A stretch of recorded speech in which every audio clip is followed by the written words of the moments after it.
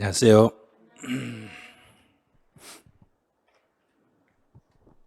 이제 여기 주차가 11주차니까 우리 끝나는 걸 아시죠? 자, 오늘이 이제 요 교재로 36회 시험 대비로 마지막 강의예요. 이제부터는 스스로 공부를 하셔야 돼요. 이제 벌써 끝났어요. 벌써 이제 끝나고 다음 주부터는 이제 문제풀이로 기출문제 모평 200이라고 해서 매주 25문제씩 시험을 보고 해설 강의 듣고 문제 풀고 해설 듣고 문제 풀고 해설 듣고 이게 총 8주 진행을 할 거예요. 8주 진행이 끝나고 나면 그때 가서 이제 2주간 다시 요 내용을 가지고 빠른 속도로 두 번에 걸쳐서 2주간에 걸쳐서 이론 총정리를 해드릴 거예요. 이론 총정리 끝나면은 이제 완전 이제 실전 모의고사에서 통영 모의고사 문제를 풀고 이제 시험장에 가면 돼요. 시험장에 갈 때까지 얼마 안 남았어 이제 얼마 안 남았으니까 지금 이렇게 배우고 있는 걸 완전하게 마무리를 잘 하셔야 돼요. 오늘은 테마 38번부터 가보죠. 테마 38번 이제 여기 지금 얼마 안 남았어요. 40분가밖에 없으니까 금방 끝나요 오늘. 이제 테마 38번은 양도소득세 이제 납세 절차예요. 이 납세 절차는 이제 두 가지가 있어요. 우리나라 자산을 양도했을 때가 있고 국외 자산을 양도했을 때가 있는데 지금 여기에서 나온 것은 우리나라 걸 위주로 이제 먼저 할 거예요. 국내 거. 우리나라 거 위주로 팔았을 때 그럼 이제 거주자. 그럼 거주자 이 사람은 우리나라에 살고 있는 사람인가 안 살고 있는 사람인가? 살고 있는 사람이죠. 그럼 우리나라에 살고 있는 사람이라면 우리나라에서 발생한 소득만 세금 물린다 그랬는가? 외국 것도 물린다 그랬는가? 자, 거주자인 경우는 국내 소득과 국외 소득 모두에 대해서 세금을 물리겠습니다 그래요. 국내에서 발생한 소득이든 국외에서 발생한 소득이든 상관없이 우리나라에 살고 있는 사람이라면 세금을 내셔야 돼. 자, 그러면 세금 낼 때 국내에서 번 소득이든 국외에서 번 소득이든 납세지를 어디를 납세지로 해야 돼요? 그럼 우리나라에 살고 있는 사람이니까 그 사람이 살고 있는 주소지에다 신고하는 거예요. 주소지 관할 세무서가 돼요. 그런데 주소지가 확인이 안 되면 거소지로 가는 거예요. 자, 주소가 1번이에요.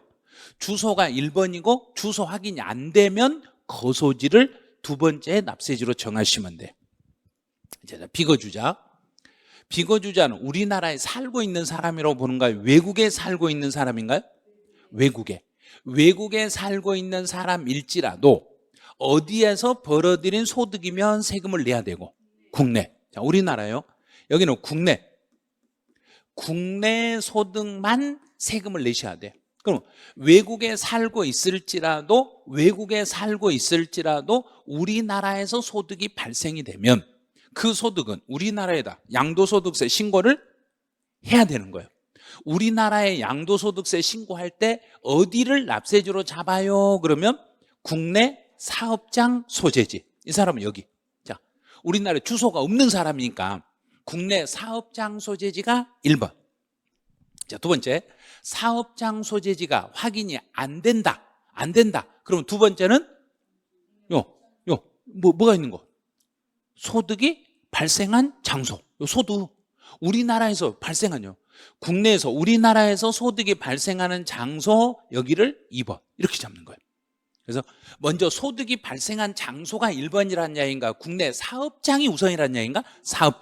사업장 소재지가 1번, 사업장 소재지가 확인이 안 되면 소득이 발생한 장소 이렇게 잡으시면 돼요. 자, 그럼 이제 납세지는 다 잡았는데 납세지가 주로 시험에 나오면 여기가 나와. 비거주자. 시험에 주로 나오면 비거주자가 출제돼요. 자, 두 번째 예정신고로 이제 가보죠. 자, 예정신고는 이제 예정신고가 나오면 뭘 생각하냐면 우리 소득세는 소득이 발생할 때마다 신고하든가요? 묶어서 신고하든가? 묶어서. 자, 묶어서. 그러면 예정신고는 몇 개월치를 묶어서? 1까지는 많이 써. 1, 예정이니까 1개월. 1개월. 1개월 합산. 1개월치를 합산하여 과세. 일반적인 경우는 1개월 단위로 합산이 돼요. 일반적인 경우는 1개월 단위로 합산이 되는데 예외적으로 주식은 몇 개월 단위로 합산하고 주식은 자, 주식은 둘 중에 하나 고르세요. 자, 1번 6개월, 2번 1년. 6개월. 주식은 6개월. 주식은 6개월로 묶고 이제 부동산은 1개월. 아무 말이 없으면 1년. 아무 말 없으면 예정이란 말 없이 양도소득세 그러면 1년. 예정신고하는 예정신고라는 말이 나오면 1개월. 그런데 만약에 혹시 주식에 대한 예정신고 그러면 6개월. 자, 됐죠? 1개월 단위로 합산하니까 원칙은 양도일이 속하는 1개월이니까 달. 자, 그럼 이제 오늘 양도 한번 해볼게요. 오늘이 6월 20? 오, 엄청 많이 됐네요. 다음 주면 7월이네요. 6월 27일 날 양도했어. 그럼 6월 27일 날 양도하면 1개월이니까 6월 1일부터 6월 30일까지 이렇게 묶어요. 그럼 양도할 때마다 한 달, 이번 달에 2번을 양도했으면 이번 달에 2건을 양도했으면 따로따로 신고해라. 2개를 묶어서 신고해라. 묶어서 2개를 묶어서. 자, 그럼 이제 양도한 달의 말일부터 그럼 묶었으니까 여기 달 말, 여기 말부터 몇 개월 안에 신고하고 2개월.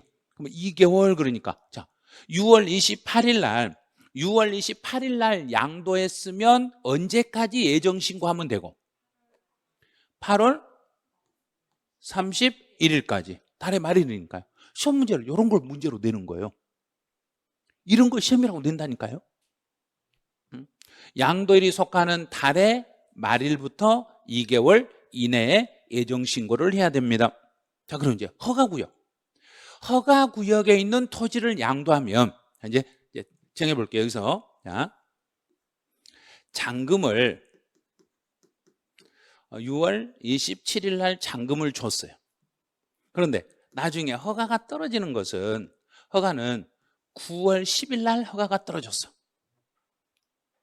그럼 6월 27일 날 돈을 먼저 주고 허가가 9월 10일 날 허가가 떨어지면 이제 6월 27일 날 준 돈은 허가 떨어질 때까지는 이 돈 자체가 유효다, 무효다, 유동적이다. 유동적이죠. 자, 그러면 이 잔금이 잔금이 확실하게 되려면 무엇하면 확실하게 되고 허가 받으면 그러면 허가가 떨어지면은 이 잔금이 허가 받은 날 확실하게 인정이 되는가요? 돈 준 날로 소급해서 인정이 되는가요? 소급해서 인정이 되는 거예요. 자, 소급해서 인정이 되더라도 그러면 세금 신고는 여기서부터 2개월 한다면 8월 말까지 해야 되는데 8월 말이 지나버렸는가 안 지났는가? 지나버렸죠. 8월 말이 지나버렸으니까 8월 말이 지나서 허가가 떨어지면 이거 예정신고 못 해버렸네.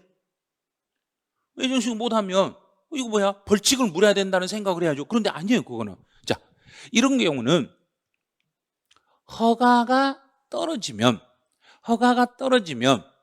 그 잔금은 허가 일내 인정이란 이야기인가 다시 처음으로 돌아가서 인정이란 이야기인가? 돌아가서 이 잔금 자체는 잔금을 허가일에 준 걸로 보는가요? 실제 준 날로 보는가? 실제 준 날. 이 잔금 자체가 허가 떨어질 때까지는 유동적이지만 허가가 떨어지는 순간 이 잔금이 이제 확정이 되는 거예요.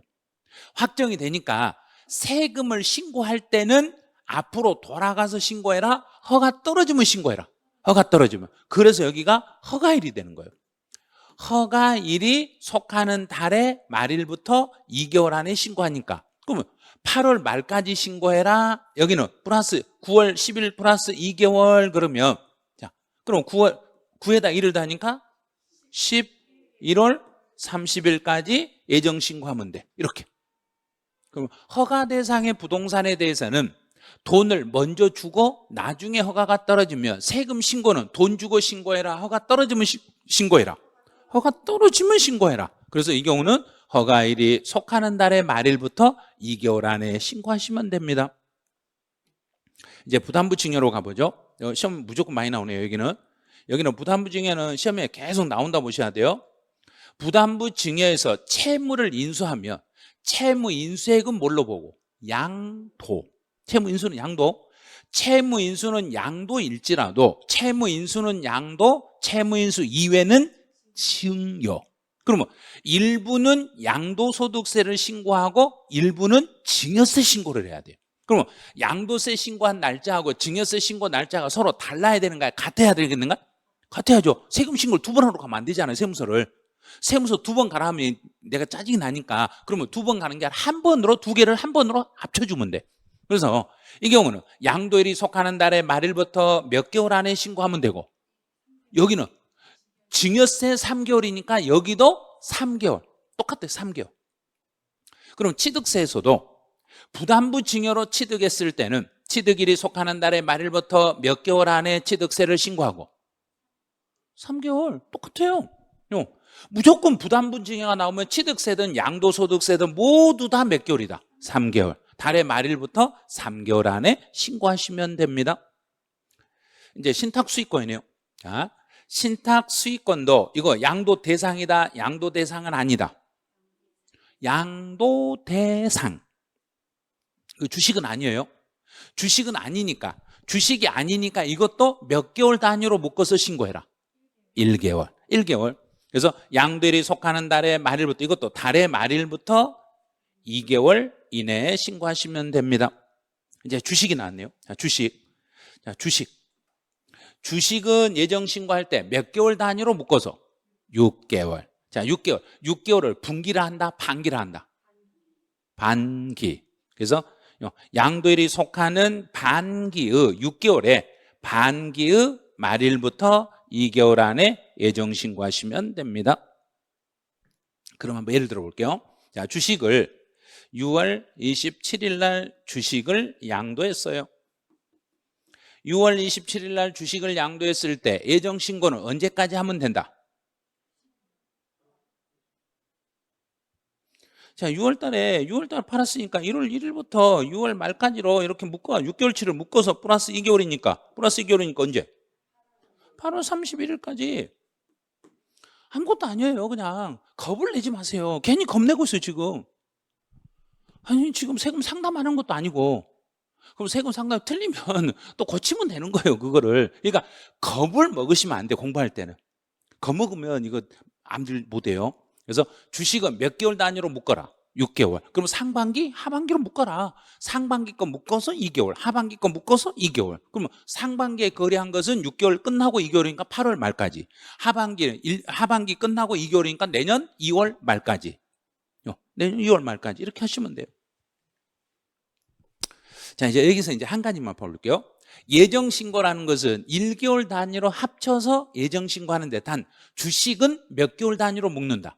6개월. 주식만 6개월. 나머지는 전부 1개월. 됐죠? 다 됐어 이제. 그럼 예정신고는 반드시 해야 된다, 해도 되고 안 해도 되고? 반드시 하셔야 됩니다. 예정신고는 해도 되고 안 해도 되고 그러면 큰일 나요. 예정신고는 반드시 하여야 한다. 그러면 예정신고는 반드시 해야 되니까, 예정신고 했으면, 예정신고하고 돈 냈으면, 나 예정신고도 하고 돈 냈으니까 할 일을 했는가요? 안 해도 될 일을 했는가? 할 일 했죠. 할 일 했으니까 내가 세금 내고 얼마 깎아줘? 그러면 정부가 나한테 뭐라는가? 할 일 해놓고 뭘 깎아달라고 하냐고. 자기가 할 일 해놓고 뭘 깎아달라면 어떻게 하냐고. 그래서 예정신고, 납부, 세액공제는 인정해준다, 안 해준다? 안 해준다. 할 일 했으니까. 당연한 걸 했으니까 공제 안 해주는 거예요. 그러면 만약에 안 해도 되는데 했다, 안 해도 되는데 했을 때는 깎아달라고 할 수 있다, 없다? 있어요. 자, 그러면 자, 예를 들어 볼게요. 아침에 일어나서 이부자리를 개는 건 할 일인가요? 안 해도 될 일인가요? 할 일을 했죠. 할 일 했으니까, 자녀들이 할 일 했으니까 나 이거 이부자리 겠으니까 얼마 용돈 줘. 그러면 줘야 되는가 안 줘야 되는가? 안 줘야 돼. 자, 그러면 만약에 이제 엄마 아빠 구두를 닦는 것은 애들이 할 일인가 안 해도 될 일인가? 안 해도 될 일이죠. 그런데 안 해도 될 일인데 구두를 닦았어. 구두 닦아놓고 나 돈 줘. 그러면 안 줘야 되는가 줘야 되는가? 줘야 돼. 그건 안 해도 될 일을 했으니까. 그래서 안 해도 될 일을 했을 때는 세금을 깎아주는 거고 해야 될 걸 했을 때는 절대 안 깎아주는 거고. 그래서 반드시 얘가 하여야 한다 했을 때는 깎아준다 안 깎아준다? 절대 안 깎아준다. 그럼 우리 지금 공부하는 거 우리 할 일을 하고 있는가 안 해도 될 일을 하고 있는가? 할 일 하고 있죠. 할 일 하고 있으니까 오늘 아무리 힘들어도 집에 가서 나 힘들게 공부하고 있으니까 나 어깨 좀 주물러. 그러면 된다 안 된다? 안 된다 이렇게 되는 거예요. 그거는요. 할 일 했을 때는 안 해도 될 일을 했을 때는 요구할 수 있어. 근데 할 일을 했을 때는 절대 요구하시면 안 돼. 그러면 요것도 시험 문제 나오니까 계속 그렇게 알려드리는 거예요. 자, 그럼 또 하나 더. 예정 신고는 꼭 해야 될 것이라 하겠는가 안 해도 될 거라 하겠는가? 해야 될 거예요. 그런데 꼭 해야 될 일을 안 했을 때 해야 될 걸 안 하면 정부가 가만히 있는다 때려버린다. 때려버린다. 그러면 해야 될 걸 안 했으니까 가산세 물린다 안 물린다? 당연히 물리겠죠. 자, 그러면 예정 신고를 불이행한 경우에도 가산세는 부과된다 안 된다? 된다. 자, 이제 다 풀었어 이제. 자, 그럼 이제 확정 신고로 가보죠. 확정 신고라는 것은 확실하게 그 사람이 여기서 확실하게 정리하는 것은 언제부터 언제까지 발생한 소득을 확실하게 정리한다. 자, 확정은 아무 말 없이 소득세가 나오면 1개월이다 1년이다 1년. 그 1년을 언제부터 언제까지라고 잡는다. 1월 1일부터 아무 말 없으면 언제까지? 12월 31일까지 1년치를 합산하여 과세하겠습니다.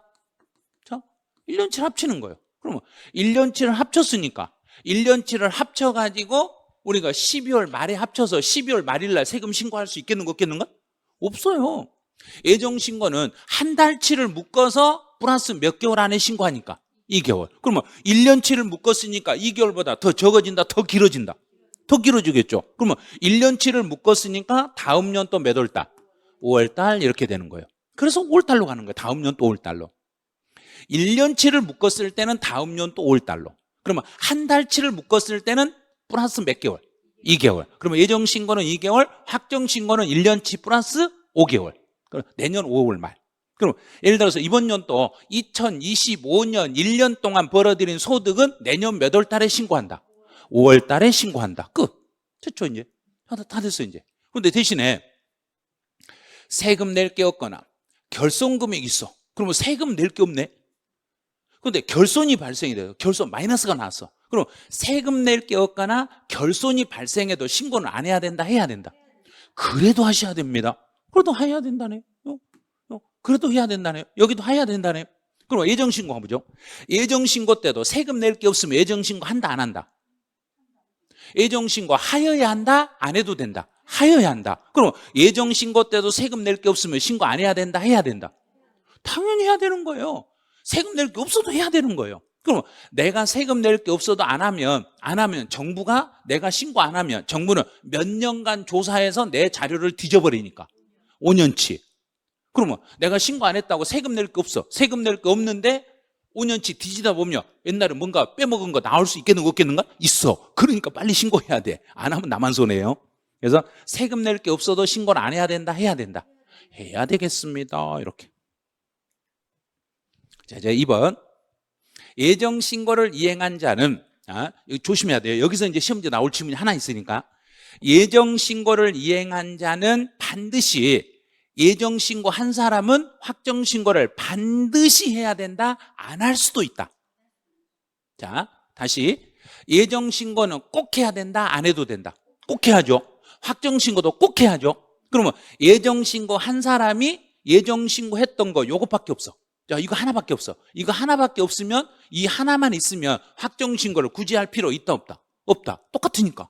두 개가 똑같으면 두 개를 동시에 중복해서 하면 이중신고가 돼버리니까 예정신고한 사람은 반드시 확정신고해라 안 할 수도 있다. 안 할 수도 있다. 자, 됐죠요? 예정신고를 이행한 경우는 확정신고를 하지 아니할 수 있으나 단 예정신고를 이행했더라도 다음의 경우는 반드시 확정신고를 하셔야 됩니다. 자, 그러면 이제 어떤 경우냐면 예정 신고 때 금액과 확정 신고 때 금액이 서로 똑같으면 확정 신고를 굳이 한다, 안 해도 된다? 안 해도 된다. 그런데 예정 신고 금액과 확정 신고 금액에 차이가 있으면 확정 신고를 안 해도 된다, 반드시 해야 된다. 반드시. 자, 그럼 이제 시험 문제는 바로 요거. 자, 뭔 차이가 있는 걸 잘 보셔야 돼요. 예정 신고를 2회 이상 했어. 그럼 예정 신고를 2번 했네. 2번 했는데 이미 신고한 양도소득 금액과 합산하여 신고하지 않았어. 그러면 1년에 2번 예정 신고를 따로따로 예정 신고하면서 2개를 합쳐서 신고 안 했으니까 1년치가 정산이 끝났는가 안 끝났는가? 안 끝났죠. 그러면 예정 신고를 했더라도 확정 신고를 다시 해야 되는가, 안 해도 되겠는가? 다시 해야죠. 자, 그러면 이 경우는 확정 신고를 다시 하셔야 돼요. 확정 신고를 이행을 하셔야 됩니다. 이런 거예요. 자, 왜 확정 신고해야 돼요? 그러면 그 이유는 예정할 때 금액과 확정 금액이 같다, 다르다? 다르니까 다시 해야 된 거예요. 자, 두 번째하고 세 번째는 그냥 참고만 하세요. 체크하지 마세요. 양도소득 기본공제는, 우리 양도소득 기본공제는 부동산은 부동산끼리 묶어서 얼마? 250. 자, 그럼 부동산이니까 제가 1년에 땅 하나 팔고 건물을 팔았어. 땅하고 건물은 같은 종류다, 다른 종류다? 같은 종류인데 땅 팔 때 250 공제를 받고 건물 팔 때 250 공제를 받아버렸어. 따로따로 250을 받았으니까 공제를 제대로 받았다, 잘못 받았다? 잘못 받았죠. 그럼 예정신고 때 2개를 받았으니까 확정신고하면서 2개를 받아야 된다? 2개를 묶어서 하나만 받아야 된다? 묶어서 하나. 그러면 예정신고 금액과 확정신고 금액이 같다, 다르다? 다르면 예정신고를 했더라도 확정신고를 안 해도 된다, 또 해야 된다? 또 해서 정정을 하셔야 돼요. 잘못됐으니까 정정하셔야 돼요.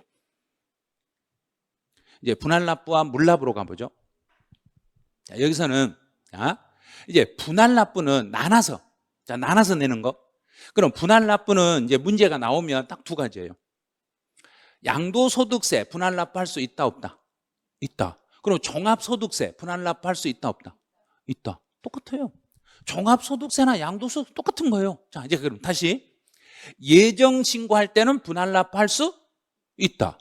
확정신고할 때 분할납부 할 수 있다. 예정이든 확정이든 전부 다 소득세니까 다 할 수 있어. 금액이 얼마만 넣으면? 1,000만 원만 초과되면. 1,000만 원이 초과되면 몇 개월 동안? 2개월 동안 분할해서 납부할 수 있습니다. 자, 그러면 분할납부는 가만히 있어도 해준다, 신청을 해야 된다? 자, 신청까지 왔어. 이제 그럼 분할납부 신청은 언제까지 신청을 하셔야 되고? 납부 기한, 발음 끝까지 해보세요. 납부 기한까지.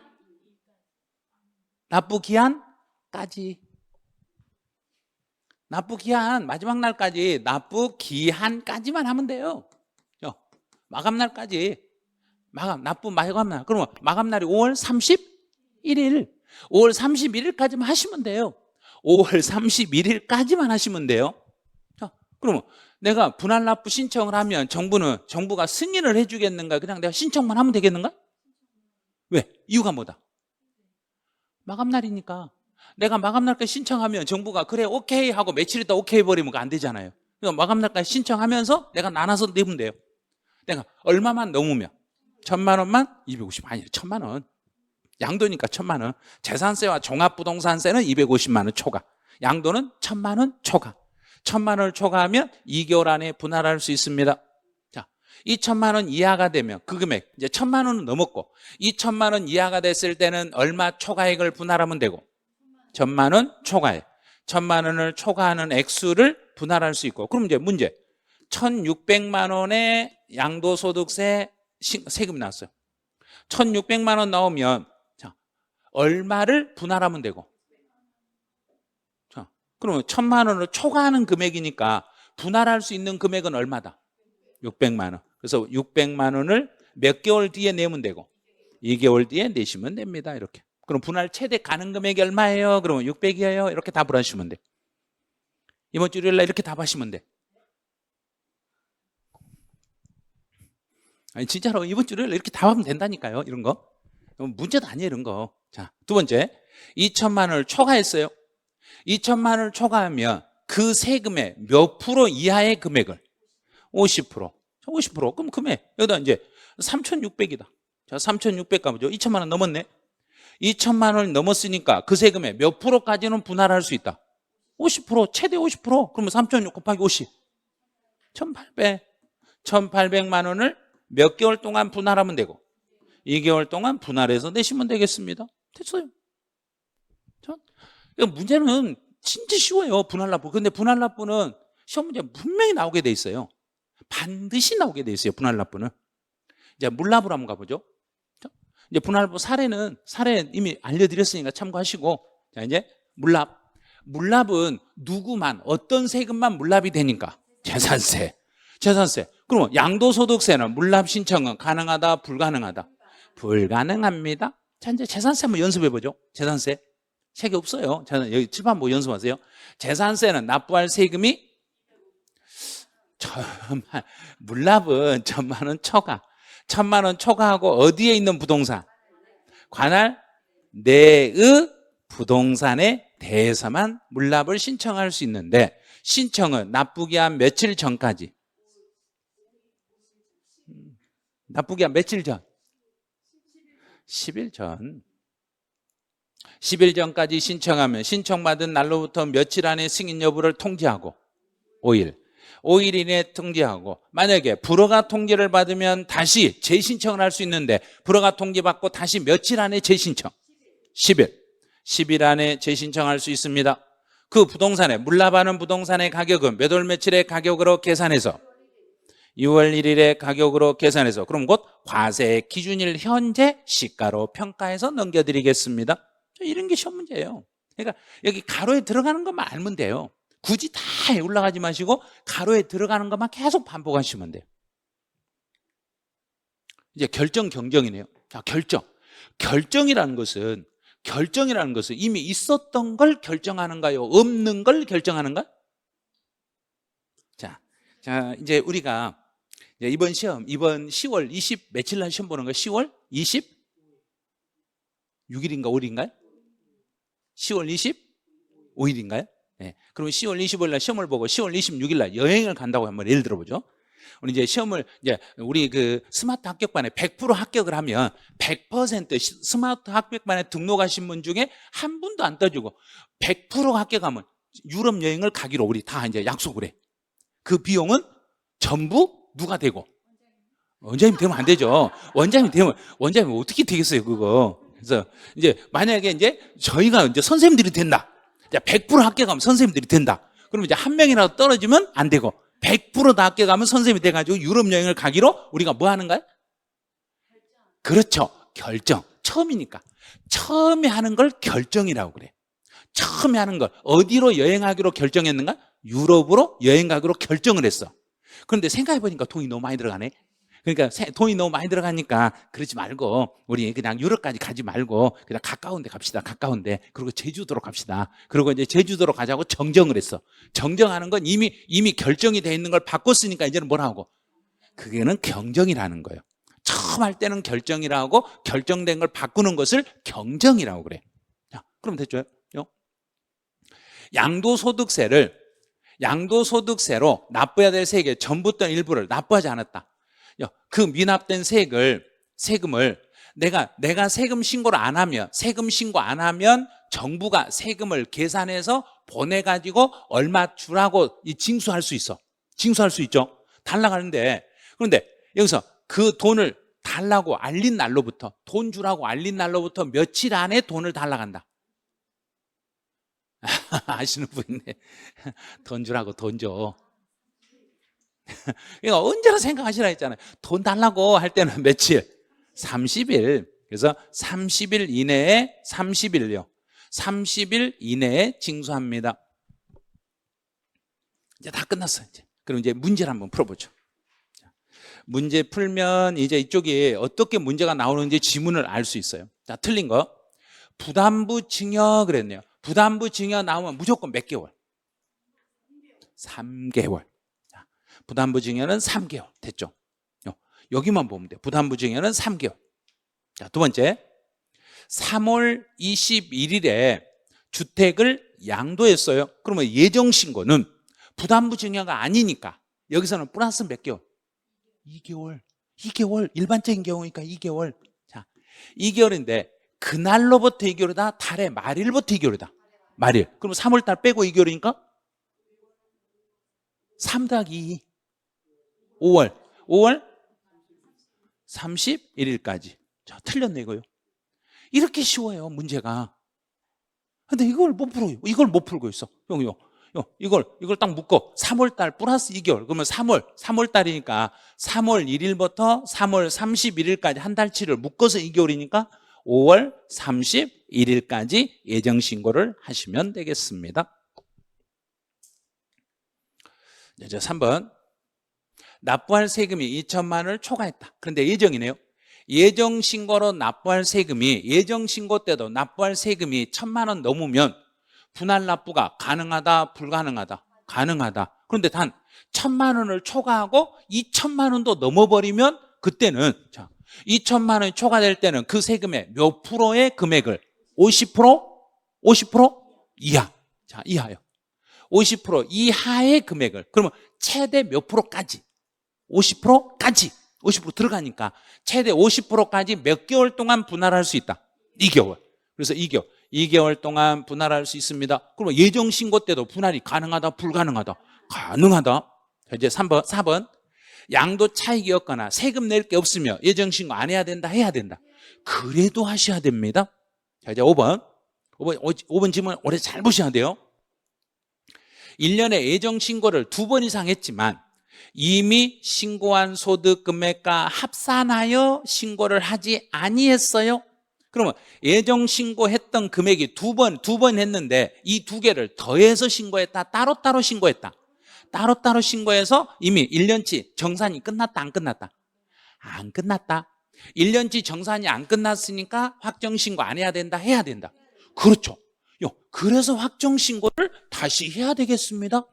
정확하지 않으니까 확정신고를 다시 해야 됩니다. 그런 거예요. 그럼 제가 예를 들어 볼게요. 자, 제가 직장을 두 군데 다니는데 각각의 직장에서 연말정산했을 때는 1년치를 합산해서 정산했는가 안 했는가? 안 했죠. 그러면 5월 달에 확정신고 안 해야 된다, 해야 된다? 당연히 해야 되는 거예요. 두 군데 직장을 다니다가 이 직장에서 연말정산 따로 하고 여기서 연말정산을 따로 했으면 1년치를 둘이 묶어서 연말정산해야 되는데 따로따로 했기 때문에 그 다음 년도 5월 달에 확정신고를 다시 한번 하셔야 됩니다. 이거하고 똑같은 말이에요. 2번 이상 했는데 그 두 개를 합쳐서 신고하지 않았을 때는 확정신고를 반드시 다시 하셔야 됩니다. 자, 문제 2번. 이제 확정이네요. 예정이라 확정신고 때도 분할 납부할 수 있는데 그 세금이 1,600이네. 1,600이니까 2,000이 넘었다, 안 넘었다? 안 넘었다. 2,000이 안 넘었으니까 1,000만 원 초과. 그럼 얼마? 600. 자, 600만 원을 몇 개월 동안? 2개월 동안. 600을 2개월 동안, 2개월 이내 기간 동안 분할할 수 있습니다. 예정신고하지 않는 거주자가 예정신고 안 했네. 그런데 과세표는 없네. 예정신고도 안 했고 과세표준도 없으니까 확정신고 안 해야 된다, 해야 된다? 당연히 해야죠. 세금 낼 게 없어도 신고는 하셔야 됩니다. 하지 않아야 됩니다. 그랬으니까 아니요, 뭔 소리 하세요? 세금 낼 게 없어도 신고는 꼭 했어야 돼요. 이렇게.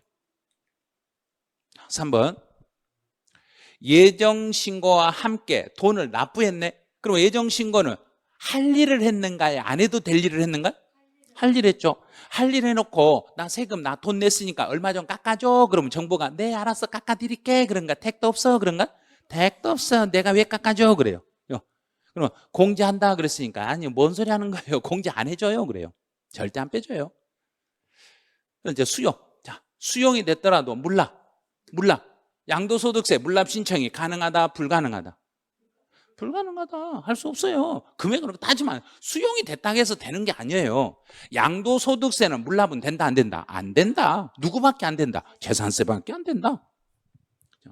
예정신고 때 납부할 세금이 2천만 원인 경우에 분할 납부는 예정신고 때도 분할 납부할 수 없다? 있다. 없다고 했으니까 틀렸네.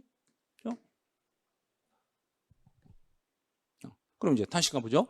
여기서 옳은 거 찾아라 그랬으니까 정답은 1번 이렇게 찾으면 돼요. 뭐 그리 어려운 문제도 아니네요. 그런데 이런 걸 문제라고 막 내는 거예요. 자, 이제 지문 다시 볼게요. 부담부 증여는 아니죠. 부동산을 양도했으니까 자, 예정신고는 1년치를 묶어서 한다, 1개월치를 묶어서 한다. 1개월. 그러면 양도일이 속하는 달의 말일부터 몇 개월? 몇 개월? 2개월. 부담부 증여 아니니까 2개월 안에 예정신고하고, 만약에 부담부 증여라면 몇 개월 안에 하고? 3개월. 자, 두 번째, 부담부 증여 나왔네. 부담부 증여는 뒤에 보니까 몇 개월? 3개월. 끝. 부담부 증여 나오면 3개월. 자, 3번. 과세 표준이었거나 결손금이 있으면 확정신고 안 해야 된다, 해야 된다? 안 할 수 있다. 틀렸네요. 과세 표준이 없거나 결손이 발생해도 신고는 반드시 하셔야 됩니다. 자, 1년에 2번 이상을 양도한 자가 예정 신고를 했는데 합산하여 신고 안 했네. 2개를 더해서 정산을 안 했으니까 확정 신고를 또 해야 된다, 안 해도 된다? 해야 된다. 아무것도 아니네요. 하여야 한다. 확정 신고를 해야 되겠습니다. 그다음 5번. 확정 신고로 납부할 세금이 3,600이네. 자, 확정 신고로 납부할 세금이 3,600이니까 분할 납부할 수 없다, 있다? 있다. 1,000만 원 넘었죠. 1,000만 원도 넘고 중간에 얼마도 넘었으니까 2,000도 넘었죠. 2,000 넘었으니까 이 세금의 몇 프로까지는 분할할 수 있다? 50%. 50%면 얼마? 1,800. 최대 1,800만 원을 몇 개월 동안? 3개월이 아니라 2개월. 틀렸네요. 2개월 동안 분할할 수 있습니다. 양도소득세니까 2개월. 재산세는 3개월. 종부세는 6개월. 6개월. 3개월, 6개월, 2개월. 재산세 3개월, 종부세 6개월, 양도세 2개월. 자, 수용이 된다고 해서 물납 신청을 할 수 있다, 없다? 없다. 절대 안 돼요. 양도소득세 물납은 할 수 없다. 어떤 경우도 안 돼요. 뭐 수용이 되든 납부할 세금이 뭐 1,000만 원이 초과했다 이런 거 따지지 말고 양도소득세 물납은 할 수 없다. 자, 7번. 이 법이 개정된 거예요. 조심하세요. 이거 법 개정된 거니까 조심하셔야 돼요. 자, 부담부 증여. 부담부 증여 2개로 나눠볼게요. 부담부 증여에서 채무를 인수한 것은 요거는 양도소득세로 신고를 하셔야 돼. 채무 인수 이 외의 부분은 증여세로 신고하셔야 돼. 그리고 양도소득세로 신고하든 증여세로 신고하든 둘 다 몇 개월 안에 신고하고? 3개월. 둘 다 3개월. 자, 그런데 양도소득세를 과소신고했더라면 채무인수액을 적게 신고하면 당연히 채무인수 이외를 적게 했는가요? 많이 했는가요? 많이. 여기가 과대신고 됐겠죠. 일부는 양도, 일부는 증여니까 하나 양도를 적게 하면 이쪽이 여기가 내려가면 반대쪽은 가만히 있는 거 올라가는가? 올라가죠. 그 시속게임이니까 올라가죠. 그러면 과소신고하고 과대신고니까 과소신고했다고 해서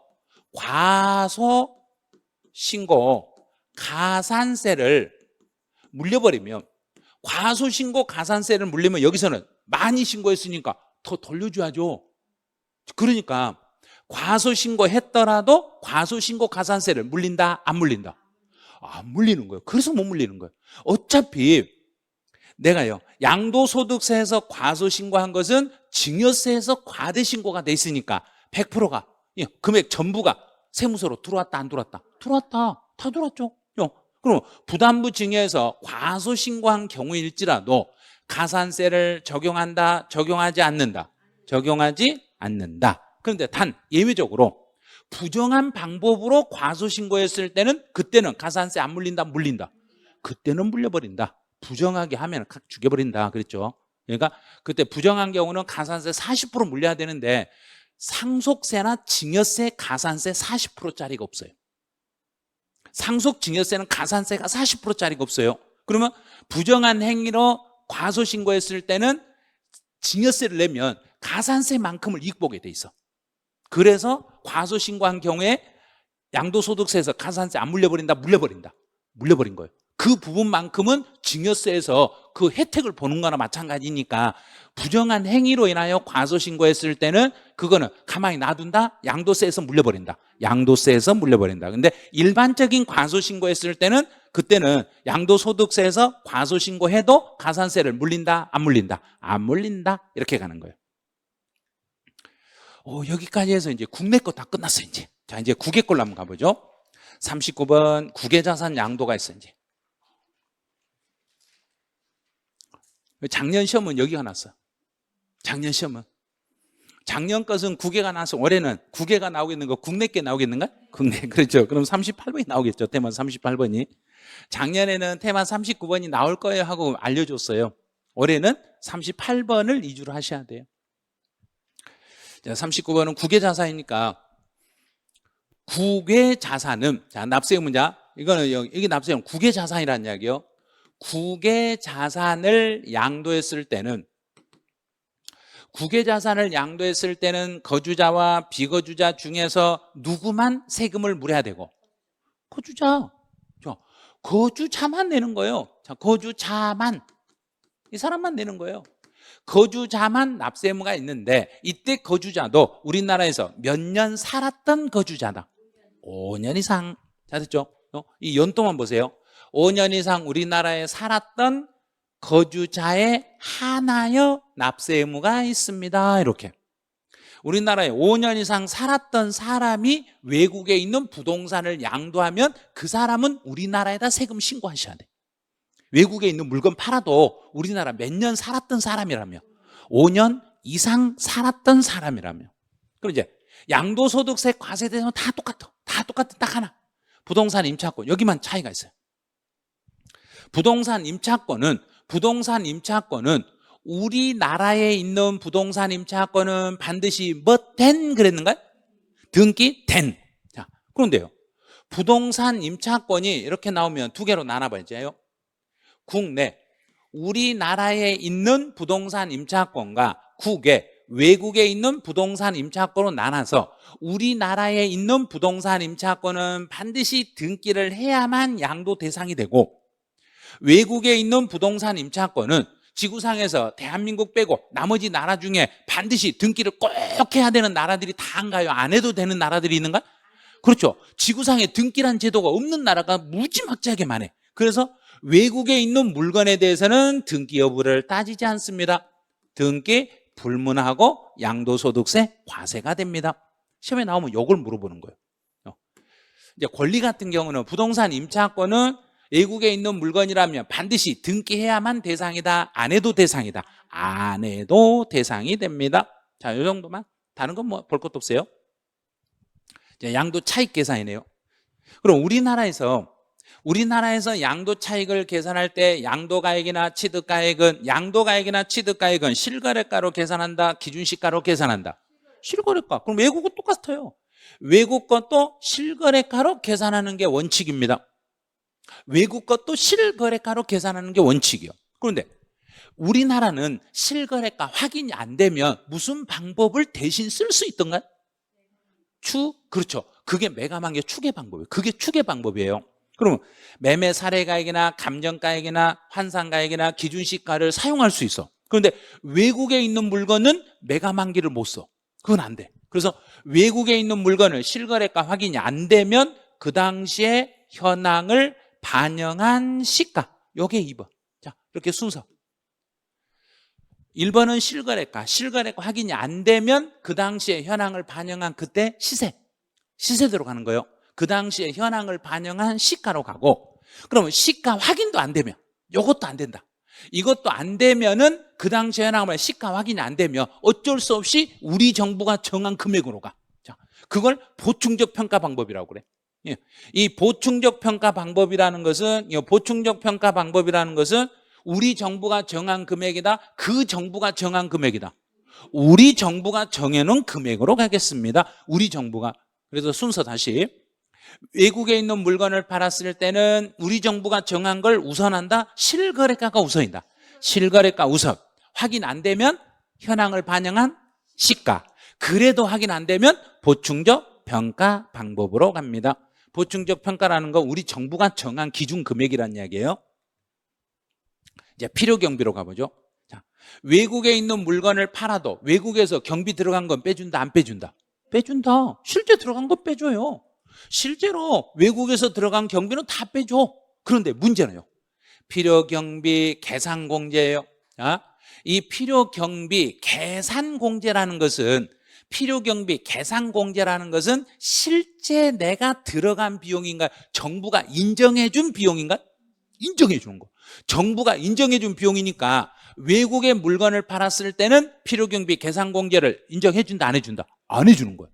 왜 안 해주냐면, 필요 경비 계산 공제는 취득 가액을 기준 시가로 적용 시만, 취득 가액을 기준 시가를 적용해서 계산할 때만 필요 경비 계산 공제가 필요한 거예요. 그럼 이 기준 시가라는 것은 우리가 실제 거래되는 금액인가, 정부 고시가인가요? 고시가죠. 그러면 외국의 땅이나 외국의 건물을 우리 정부가, 외국에 있는 땅이나 외국의 건물을 우리 정부가 가격을 고시할 수 있다, 없다? 없다. 고시가 안 되죠. 고시가 안 되니까 필요경비 계산공제는 국외자산을 양도할 때는 적용이 된다, 안 된다? 절대 안 되는 거예요. 기준 가격을 우리나라 것은 정할 수 있지만 우리나라 밖의 건 우리나라가 못 정해요. 그래서 필요경비 계산공제는 우리나라 물건에는 적용이 되는데 외국 물건을 양도할 때는 적용할 수가 없습니다. 그러면 외국에서 실제 들어간 비용은 공제받을 수 있다, 없다? 있다. 그건 있는 거예요. 외국에서 실제 지출된 경비는 인정을 받을 수 있지만 필요경비 계산공제는 적용받을 수 없어요. 이렇게 하시면 돼요. 자, 이제 3번. 양도 차익을 원화 환산해라. 이 말은 뭐냐면, 외국의 돈으로 표시되어 있는 걸 우리 국세청에 신고할 때는 외국 돈으로 그대로 신고해버리면 받아주는가, 안 받아주는가? 안 받아줘. 우리 정부에 신고할 때 우리나라 돈으로 환산하셔야 돼요. 외국 돈으로 돼 있는 것을 우리나라 돈으로 환산할 때 하나씩, 양도 가액은 외국에서 내가 물건을 팔고 받았는가요? 내가 돈을 지불했는가요? 양도했으니까 받았죠. 자, 받았죠. 그러면 뭐 한 날? 수령한 날. 양도 가액은 수령한 날 환율을 적용하시면 돼. 자, 두 번째, 필요 경비는 외국에서 물건을 거래하면서 필요 경비는 내가 지불했는가요? 받았는가요? 지불했죠. 그럼 지출한 날. 그래서 지출한 날, 필요 경비는 지출한 날에 환율을 적용해서 환산하면 됩니다. 그럼 내가 돈을 받았으면 받은 날 환율로 환산하시고, 돈을 지불했으면 지출한 날 현재 환율로 환산해서 계산하시면 돼. 받았으면 받은 날의 환율로 환산하고, 돈을 지불했으면 지불한 날의 환율로 환산해가지고, 그 금액을 우리 국세청에 신고하시면 돼요. 자, 4번. 자, 환차익이 뭔지 생각해. 환차익이라는 거, 외국에서 돈을 빌려가지고, 외국 돈을 갚으면서 환율 차이로 인하여 이득을 보는 게 있어요. 환율 차이로 인하여 이득을 봤으면 이건 양도에서 벌어들인 소득이다. 양도하고는 아무 상관없다. 상관없다. 그럼 상관없죠. 양도소득의 범위에 들어간다, 안 들어간다? 안 들어간다. 자, 시험 볼 때는 여기요. 여기를 포함한다. 이렇게 돼요. 제외한다. 이러면 돼요. 아니, 이거 양도하고 아무 상관없이 환율 차이로 이익 봤으니까 양도소득이라고 말할 수 없습니다. 이렇게. 예, 이것도 앞에서 계산했어요. 장기 보유 특별 공제는 어디에 있는 물건만 공제를 받고? 국내. 그러면 외국에 있는 거. 국외자산을 양도할 때는 장기 보유 특별 공제를 받는다, 못 받는다? 못 받는다. 이거 작년 시험 문제네. 양도소득 기본공제는 뭐만 돼 있으면, 등기만 돼 있으면 우리나라에서 벌어들인 소득이든 외국에서 벌어들인 소득이든 모두 다 공제받는다, 우리 것만 받는다?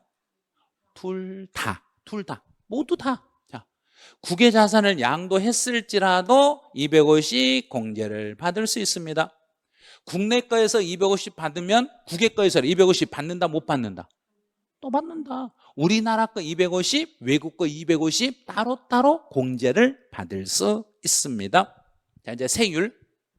양도소득 세율은 우리나라에서는 보유 기간에 따라서, 등기 여부에 따라서 세율이 달라. 그런데 외국 것은 보유 기간도 묻지 말고 등기 여부도 묻지 말고 무조건 불문하고 무조건 6에서 45%. 자, 여기는 무조건.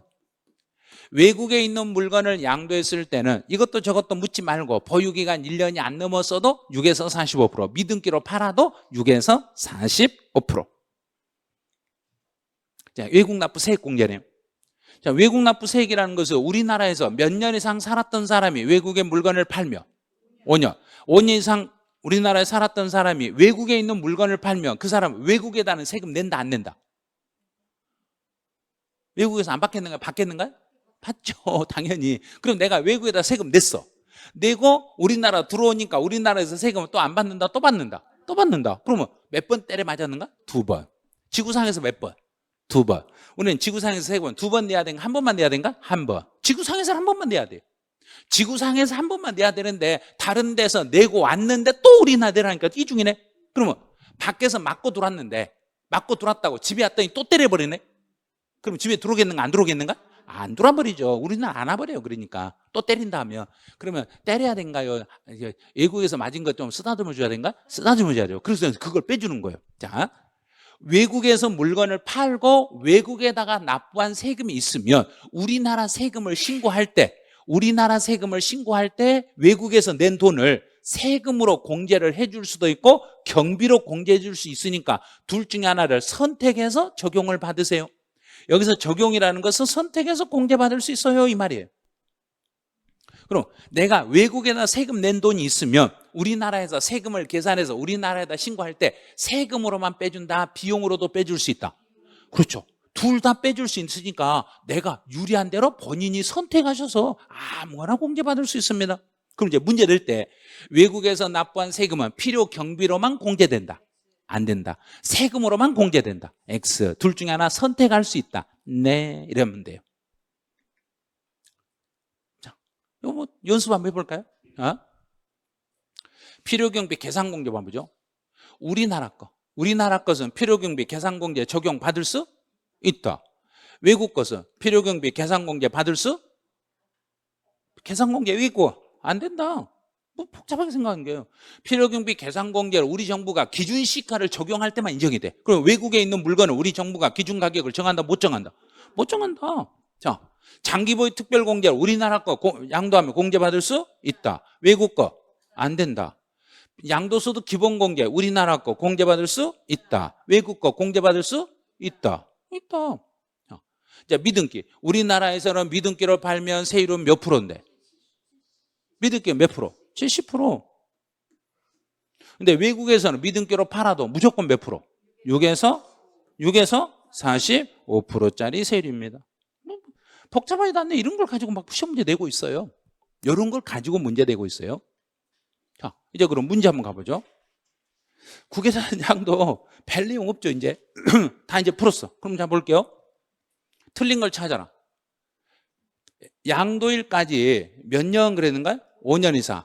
5년 이상 우리나라에 주소나 고소를 둔 경우에만, 그러면 우리나라에 5년 이상 살았던 사람만 국외자산을 양도했을 때요. 국외자산이요. 여기서 외국에 있는 자산이니까 국외자산을 양도했을 때 납세 의무가 있습니다. 오, 맞았네요. 자, 두 번째. 환차익이네요. 환차익. 환차익은 양도에서 번 돈이다. 양도하고 상관없다. 상관없다. 그럼 양도소득의 범위에 들어간다, 안 들어간다? 안 들어간다. 안 들어간다. 자, 세 번째.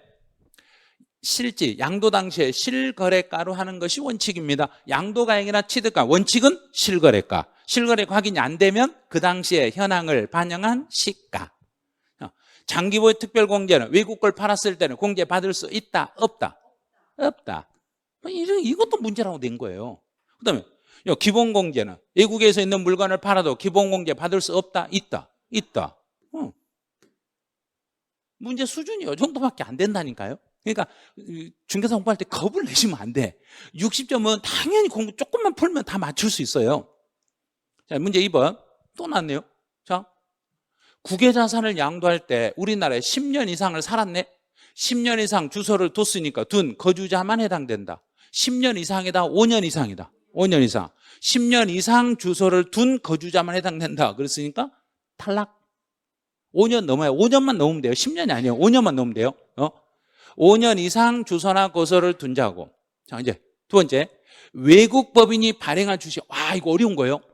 잘 생각하세요.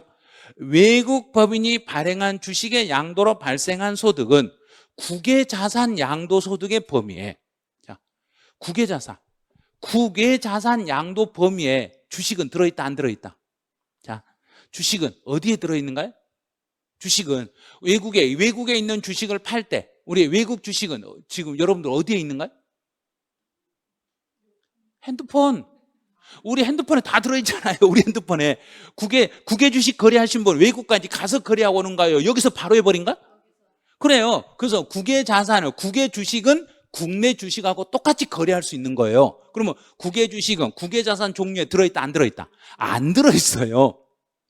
주식은 우리 거든 외국은 전부 다 우리 자산에 들어있어. 국내 것이 다 들어있어. 통합돼 있어요. 외국 거 따로 계산하지 않아요. 그래서 이 경우 국외자산 양도소득의 범위에 포함한다. 틀렸어요. 주식은 외국 법인이 발행한 주식일지라도 국외자산으로 본다는 얘기인가? 우리나라 거래로 그냥 본다는 얘기인가? 우리나라 거래로 그냥 보는 거예요. 집에 그냥 이 자리에 앉아서 할 수 있잖아요, 지금. 자, 3번은 환차익 또 나왔네요. 자, 환차익은 양도소득의 범위에 포함한다, 포함하지 않는다? 포함하지 않는다. 자, 양도가액과 필요경비. 그럼 환산할 때, 자, 환산을 할 때는 양도가액은 내가 돈을 받았으니까 받은 날. 그럼 양도가액은 수령한 날. 이렇게 연결하면 되고. 자, 필요경비는 돈을 지불했으니까 지출한 날 현재 환율로 환산하시면 돼요. 맞았네. 자, 5번에 장기 보유 특별공제는 외국에 있는 물건을 팔았을 때는 장기 보유 특별공제는 받을 수 없다. 받을 수 없다. 공제한다. 어렵지도 않네요. 자, 이제 지문 다시 가보죠. 국외자산을 양도했을 때는 우리나라에 몇 년 이상 주소를 둔 사람만 5년 이상 주소를 둔 사람에 한해서 이 사람이 한해서 납세의무가 있습니다. 그다음 이제 환산은 양도가액 따로 필요경비 따로. 양도가액은 어느 날 현재? 받은 날 현재, 수령한 날 현재 이렇게 연결하고 필요경비는 지출한 날 현재 이렇게 연결해서 그때그때 뭘 가지고? 환율. 그때그때 환율. 내가 받은 날 환율, 지출한 날 환율 곱하면 돼요. 그냥. 자, 세 번째 환차익 나왔네요. 환차익은 양도소득 범위에 포함이다, 제외다? 포함이 아니라 제외한다. 국외자산을 양도했을 때는 장기보유 특별공제는 받을 수 있다? 없다? 받을 수 없다. 자, 5번 국외자산을 양도할 때 양도소득 기본공제는 받을 수 있다. 기본공제는 받을 수 있다. 자, 이제 6번 외국에서 납부한 세금이 있으면 외국에서 세금을 냈으면 우리나라에다 세금 낼 때 그 세금을 빼준다, 안 빼준다? 빼준다. 자, 세금으로 빼준다, 필요경비로 뺀다, 둘 다 가능하다. 둘 다 가능하니까 본인이 뭐 하면 된다? 본인이 하나를 선택해서 공제받으시면 됩니다. 자, 이제 7번 필요경비 계산공제 조심하세요. 필요경비 계산공제는 국외자산을 양도할 때는 필요경비 계산공제를 인정해준다, 안 해준다? 안 해준다. 필요경비 계산공제 딱 나오는 순간 외국에 있는 물건은 우리 정부가 기준가격을 정할 수가 없으니까 이거는 적용되지 아니합니다. 그럼 우리나라 것은 필요경비 계산공제를 받는다, 못 받는다? 받는다. 외국 것은 계산공제는 절대 안 됩니다. 자, 여기까지 해서 이제 다 끝났어요. 이제 마지막 테마 40번 하나 남았네. 이제 40번은 이제 다 끝나고 지금까지 우리가 배웠던 가산세만 몽땅 정리해서 이제 벌칙만 보내요. 가산세가 단독으로 한 문제가 나와서 가산세만 따로 빼드린 거예요. 전범위 가산세를 다 빼드린 거예요. 그래서 이제 가산세 끝나고 나면 이제 그 양도소득세 타자격시험 기출지문 분석까지 끝나면 오늘 수업이 끝나요. 이제 그리고 이제 문제로 해서 다른 자격시험에서 나왔던 기출문제로 해서 분석을 다 해드렸으니까 이제 다음 주에는 그 기출문제 지문들을 한 줄 한 줄을 세밀하게 분석을 해가지고 전체에 아마 총 지문이 꽤 많더라고요. 지문 다 합해서 200 몇 개가 돼요. 어마어마하게 많은 지문이에요. 우리 실제 시험에 나오는 것은 중개사 시험에서는 한 70줄밖에 안 나와요. 근데 그것보다도 더 많은 지문이 다른 시험에서 우리 시험하고 연관된 지문이 있었어요. 그걸 다음 주에 알려드릴게요. 다음 주에 우리 달 보고 특강하는 거 있잖아요. 달빛 특강이라고, 거기에서 타 자격 시험 기출 지문 분석을 해드릴 거예요. 오늘까지는 이제 문제를 가지고 풀어보고 문제 지문 한 줄 한 줄에서 숨어있는 자료들을 전부 찾아가지고 분석을 해드릴 거예요. 그래서 이제 그 다음 주에는, 오늘은 빠지셨더라도 다음 주에는 절대 빠지면 안 되는데, 다음 주에 빠져버리면 본인만 손해예요. 그래서 여기까지 하시고 테마 40번 끝나고 나서 바로 이제 타 자격 시험 기출 문제 풀이로 갈 거니까, 혹시 그 자료 챙기지 않으신 분은 자료 준비되어 있으니까 자료 챙기시고, 인터넷으로 보시는 분들은 인터넷에 자료실에 들어있으니까 자료실을 다운받아가지고 준비를 좀 해주시기 바라네요. 그럼 지금부터 10분 쉬었다가 진행을 하죠.